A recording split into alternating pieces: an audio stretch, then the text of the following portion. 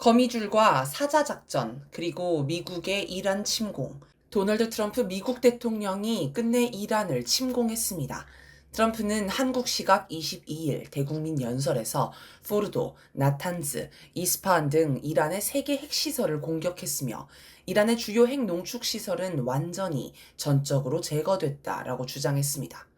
트럼프는 그동안 이란을 공격할 수도 있고 하지 않을 수도 있다고 했다가 미국의 계획을 이틀 안에 알게 될 것이라고 했다가 이란에 2주의 시한을 준다고 했다가 마감 시한이 되기 1초 전에 최종 결정을 하고 싶다고 하는 등 종잡을 수 없는 말을 했습니다.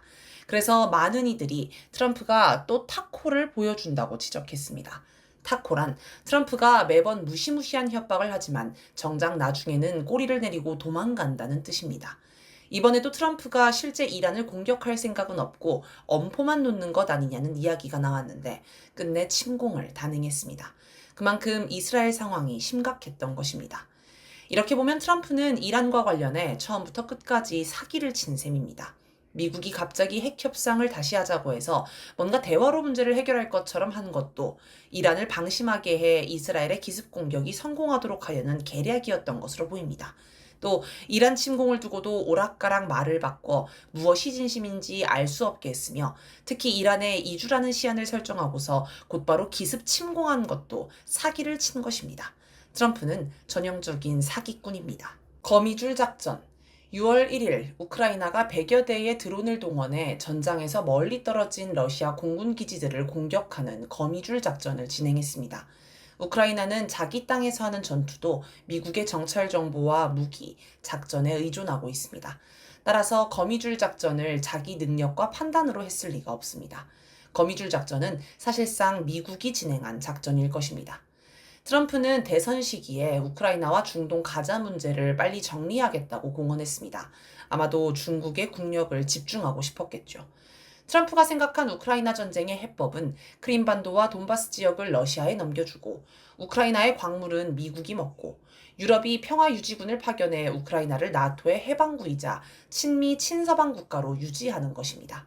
대신 우크라이나 광물이 돈바스 지역에 많으므로 이 문제는 러시아와 협상의 여지를 남겨두려고 했을 것입니다. 그러나 블라디미르 푸틴 러시아 대통령은 트럼프의 제안을 거절했습니다. 이미 다 이긴 전쟁인데 우크라이나에 나토군이 들어오는 걸 용인할 이유가 없는 것입니다. 애초에 이 전쟁이 시작된 것도 우크라이나가 나토에 가입하려고 했기 때문입니다. 나토의 동진을 막기 위해 전쟁을 시작했는데 전쟁의 결과 나토가 우크라이나에 들어온다는 건 러시아 처지에서 말이 안 되는 것이지요. 미국이 중재하는 평화회담을 고려할 가치가 없다는 걸 확인한 러시아는 다시 우크라이나에 대대적인 공습을 시작합니다. 특히 5월 25일에는 우크라이나 전쟁 발발 이후 단일밤 기준 최대 규모의 공습이 진행되었습니다. 볼로디미르 젤렌스키 우크라이나 대통령은 죽겠다고 비명을 질렀고 트럼프는 푸틴이 완전히 미쳤다라며 거친 표현을 썼습니다. 이런 건 정상 간에 쓸 수 있는 외교적 표현이 아닙니다. 러시아의 대공습이 있고 며칠 후 거미줄 작전이 진행됐습니다. 푸틴을 압박하려는 의도였을 것입니다.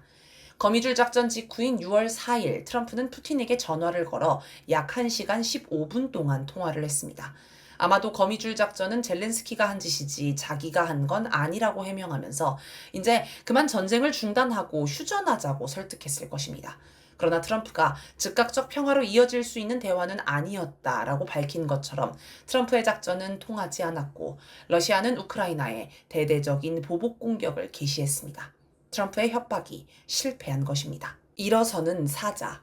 이스라엘이 이란을 전격 공습한 일어서는 사자 작전도 사실 미국의 구상입니다. 많은 사람들이 베냐민 네타냐후 이스라엘 총리가 정권 위기에서 벗어나기 위해 무모한 전쟁을 개시했고 이걸 몰랐던 트럼프가 뒤통수를 맞았다는 식으로 지금 상황을 분석합니다. 하지만 군사력을 철저히 미국에 의존하는 이스라엘이 미국의 승인 없이 전쟁을 개시하는 건 있을 수 없습니다. 애초에 미국과 이스라엘은 한 몸이나 다름없으므로 자기 손으로 자기 뒤통수를 치는 일은 없습니다. 트럼프가 공개석상에서 젤렌스키를 수시로 모욕한 적은 있어도 네타냐후는 절대 함부로 대하지 않는 걸 봐도 알 수 있습니다. 미국은 중동의 맹주인 이란이 언제나 눈엣가시였습니다. 그런데 이란이 핵 개발을 한다는 의혹이 나왔습니다. 물론 국제원자력기구 IAEA는 이란의 핵 개발 흔적이 없다고 확인했습니다. 하지만 1990년대, 2000년대 북한의 핵 개발 의혹을 집요하게 제기한 것처럼 미국은 이란이 핵 개발을 한다고 확신했고 2015년 체결한 이란 핵 합의 JCPOA 포괄적 공동행동 계획에서도 탈퇴해버렸습니다. 트럼프는 새로 시작한 회담에서 이란이 핵 발전용 우라늄 농축도 해서는 안 된다며 이란을 완전히 무릎 꿇리려 했습니다. 그리고 이란이 거부하자 이스라엘을 시켜 6월 13일 새벽 대대적으로 공습을 단행했습니다. 트럼프는 이란의 최고 지도자인 시이드 알리 하메네이를 제거할 수도 있다는 극단적인 협박도 서슴지 않았습니다. 이런 건 국가 정상 사이에 할 수 없는 깡패나 하는 말입니다. 트럼프는 한마디로 죽고 싶지 않으면 미국이 내민 합의문에 도장을 찍으라는 것입니다. 그런데 이란이 겁을 먹지 않고 강력한 반격에 나섰습니다. 이란의 반격은 이스라엘이 지금껏 경험한 것과는 하늘과 땅 차이였습니다. 다양한 종류의 미사일과 드론이 수백 발이나 쏟아지면서 이스라엘 영공은 완전히 뚫렸습니다. 이스라엘이 자랑하는 다층 요격망도 엄청난 물량과 첨단 미사일 앞에서는 속수무책이었습니다. 주요 시설들이 불에 타고 민간인은 방공호에 숨어 들어가야 했습니다. 유튜브에서는 이스라엘에 유학하던 한국인의 영상, 세계 최초 전쟁 피란 브이로그가 화제를 모았습니다. 이 유학생은 현지 시각 13일 오전 3시쯤 사이렌 소리를 처음 들었고 기숙사 창문 밖으로 미사일들이 떨어지는 걸 목격했다고 합니다. 피란을 준비하는 중에도 휴대전화에는 미사일 알람이 10분간 100회가량 울렸습니다. 비행기를 타려고 했는데 비행기 값이 최대 900만 원까지 치솟아 포기하고 한인들과 함께 요르단까지 버스로 이동한 뒤 비행기를 타고 귀국했다고 합니다. 이걸 보면 이스라엘은 지금 인간이 살 수 없는 불지옥이 된 듯합니다. 이스라엘 현지에서 미사일 공격을 받는 장면을 찍은 여러 영상이 올라왔는데 그 가운데는 특이한 장면도 눈에 띄었습니다. 이스라엘이 요격 미사일을 발사했는데 이게 하늘로 올라가다가 갑자기 되돌아가 이스라엘 영토를 공격하는 장면입니다. 이를 두고 이란 언론은 이란군의 사이버 작전으로 이스라엘의 요격 체계가 해킹됐다고 보도했습니다. 이런 상태가 며칠째 이어지면서 이스라엘 국민의 분노도 폭발했습니다. 분노의 방향은 네타냐후 정부였습니다. 이들은 정부를 규탄하고 이란 공격을 중단하라며 시위를 벌였습니다. 이스라엘이 이란의 공격에 불바다가 되자 트럼프가 16일 밤 갑자기 캐나다에서 열린 주요 7개국 G7 정상회의 도중 귀국을 해버렸습니다. 이스라엘에만 맡겨서는 이란이 아니라 이스라엘이 붕괴할 것 같은 상황이 되자 트럼프는 미국이 직접 나서야겠다고 판단했을 것입니다. 이 과정에서도 미국은 심리전을 진행했습니다. 미국의 월스트리트저널은 16일 이란이 상호 공격 중단과 핵협상 재개를 원한다는 신호를 제3국을 통해 이스라엘과 미국에 긴급히 보냈다는 내용의 기사를 내보냈습니다.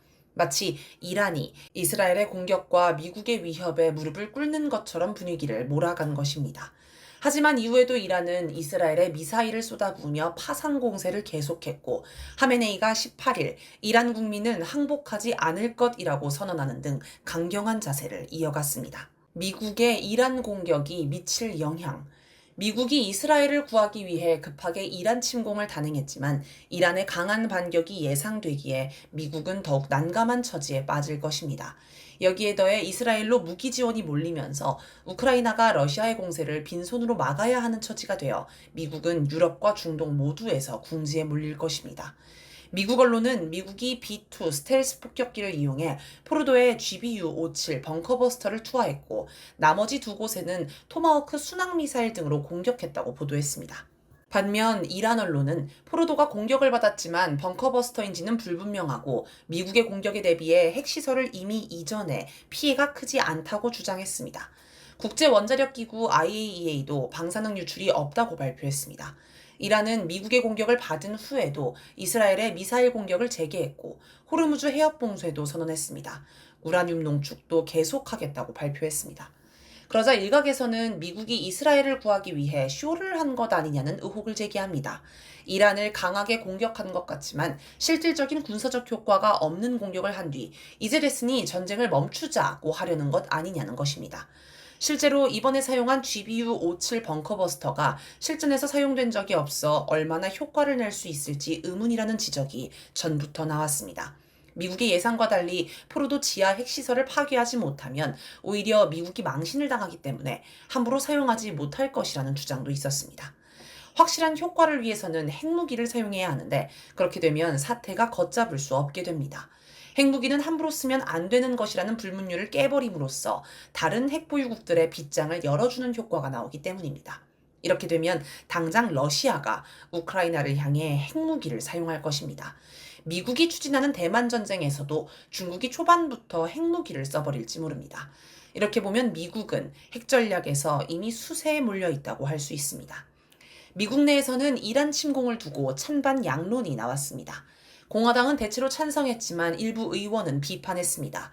마저리 테일러 그린 하원 의원은 미국이 막 위대해지려는 순간마다 우리는 또 다른 해외 전쟁에 연루되게 된다라며 이건 우리의 싸움이 아니다라고 했습니다. 토머스 매시 하원 의원은 미국의 침공이 위헌이라고 주장했습니다. 민주당은 트럼프가 의회 승인 없이 전쟁을 개시했다며 비판했습니다. 트럼프 핵심 지지층인 마가 내부의 반발도 주목할 만합니다. 마가는 대선 기간 트럼프가 대외 문제 개입을 최소화한다는 공약을 지지했는데 집권 후 이를 뒤집었다고 여깁니다. 마가의 핵심 인물로 꼽히는 스티브 배너는 미국 국민 대다수는 이 모든 일에 개입하고 싶어하지 않는다라고 지적했습니다. 그는 트럼프 1기 때 백악관 수석 전략가였으며 트럼프의 절친으로 알려진 인물입니다. 안 그래도 정권 위기에 몰린 트럼프 처지에서 자기 지지층에서 나오는 비판의 목소리는 치명적입니다. 트럼프 본인도 원래 우크라이나와 중동 가자 문제를 서둘러 봉합하고 중국으로 국력을 집중하려는 구상이 일그러지면서 상당히 초조해졌을 것입니다. 미국은 갈수록 힘이 없어지지만 미국이 적으로 삼은 나라들은 나날이 강해집니다. 미국은 이런 현실을 인정하고 행동 방향을 바꿔야 합니다. 하지만 윤석열처럼 현실을 감당하지 못하고 망상에 빠지면 자기가 세계 최강이라고 착각하면서 자기 무덤을 파게 됩니다. 리비아의 길, 북한의 길. 이제 이란은 어떤 선택을 할까요? 이란에는 크게 두 개의 길이 있습니다. 하나는 리비아의 길, 다른 하나는 북한의 길입니다. 리비아의 길은 미국과 타협하고 무릎을 꿇는 것입니다. 리비아는 경제 제재를 풀어줄 테니 핵 개발을 중단하라는 미국의 설득에 넘어갔습니다. 그래서 핵 개발을 중단하고 핵 개발과 관련한 장비를 모두 미국으로 보냈습니다. 그러나 미국의 경제 보상은 약속과 달리 더뎠습니다. 리비아의 지도자 무아마르 알 카다피는 미국이 거짓말을 했다고 규탄했지만 이미 늦었습니다. 카다피가 핵을 포기하고 8년 후 리비아는 미국이 지원하는 반군의 공격에 아수라장이 됐고 카다피는 끝내 살해됐습니다. 북한의 길은 반대입니다. 북한도 이란과 비슷하게 1990년대에 핵개발 의혹을 받았습니다. 미국은 군사시설까지 사찰하겠다며 북한을 압박했습니다. 그러자 북한은 핵확산 금지 조약 NPT를 탈퇴하는 강수를 던지면서 미국을 역으로 압박했습니다. 미국이 한미연합훈련으로 북한을 위협하면 북한은 준전시 상태를 선언하는 식으로 미국이 총소리를 내면 북한은 대포소리를 냈습니다. 결국 미국은 북한의 강경 정책에 물러설 수밖에 없었습니다. 지금까지 이란이 보이는 모습은 리비아의 길이 아닌 북한의 길에 해당합니다. 리비아의 길이 파멸과 죽음의 길이라는 걸 똑똑히 봤으니 당연한 선택일 것입니다. 이렇게 보면 북한은 전 세계의 미국을 상대하려면 어떻게 해야 하는지를 실물로 보여주면서 국제 정세에 음으로 양으로 영향을 미친다고 할 수 있습니다. 이런 면에서 우리도 북한 사례를 자세히 연구할 필요가 있습니다. 러시아도 미국을 상대하면서 북한과 긴밀하게 협력하고 있습니다. 최근 세르게이 쇼이구 러시아 국가안보회의 서기가 2주 간격으로 북한을 연달아 찾아 화제가 됐습니다. 특이한 건 쇼이구 방북 시점과 트럼프 푸틴 전화통화 시점이 겹친다는 점입니다. 6월 4일 쇼이구 방북 직후인 5일 오전 트럼프 푸틴 통화가 있었고 17일 방북 전후로도 트럼프 푸틴 통화가 있었습니다. 특히 17일 방북을 두고 러시아 언론은 푸틴의 특별 임무를 받아 평양에 도착했다고 보도했는데 특별 임무의 내용이 뭔지 몹시 궁금합니다. 일단 북한과 러시아가 공개한 내용은 쿠르스크 복구 등의 내용입니다. 하지만 북한 공병부대 파견 등을 논의하는 건 실무선에서도 충분히 할 수 있습니다.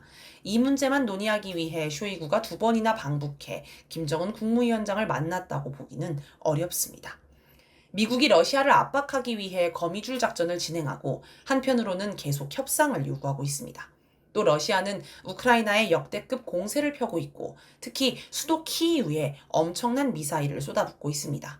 이런 전반 전황과 관련해 북한과 논의할 게 있었는지 모를 일입니다. 트럼프가 푸틴에게 무슨 제안을 했는지 알 수 없지만 러시아는 북한과 협력해서 문제를 풀어갈 의지가 확고해 보입니다. 앞으로 국제 질서에 북한이 어떤 작용을 할지 지켜봐야 하겠습니다.